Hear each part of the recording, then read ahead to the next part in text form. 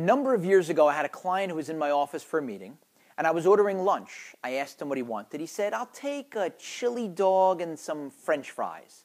I said, "What would you like to drink?" He said, "I'm thinking about a King James." I said, "Listen, it's in the middle of the day. We're here for a meeting. I can't order you something alcoholic." He said, "What are you talking about? I'm not ordering alcohol. I ordered a King James. You don't know who King James is?"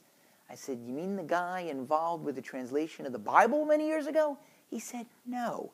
King James is the best basketball player in the world, LeBron James. You never saw his commercials for Sprite? A King James is a Sprite." Since then, in my house, if someone wants a Sprite, we say, "I'm thinking about a King James." Now, that was a memorable conversation. But there's a far more memorable and interesting one that takes place in conjunction with the beginning of this week's Torah portion.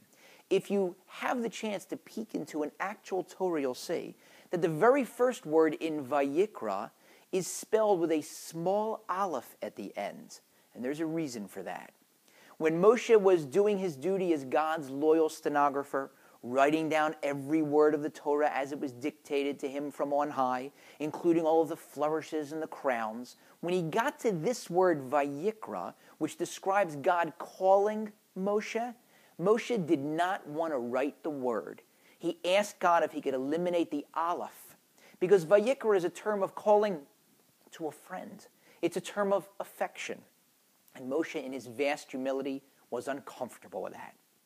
Moshe wanted to write the word without an aleph, which would have been a different verb. It would have suggested that God happened upon him perchance, the same verb that's used later when God speaks to the prophet Bilam. But God said to Moshe, "Write the full word, including the last letter. Write it as I dictated it." To which Moshe, our sages tell us, said something along the lines of, "God, respectfully, I'm thinking about a small aleph. Can I at least do that?" And that God allowed. And so for posterity, we've got this message. We see that Moshe was still working on his humility long after he had already reached the zenith, the peak of human spiritual perfection. But it doesn't just teach us that. It also shows us, via this exchange, that being humble doesn't mean being weak or timid. Can you imagine being selected to be Shakespeare's stenographer? Would you have the brazenness to tell his bardship, "Excuse me, I've got a suggestion. How about instead of friends, Romans, countrymen, we'd go with buddies, Romans, countrymen, or dudes, Romans, countrymen"?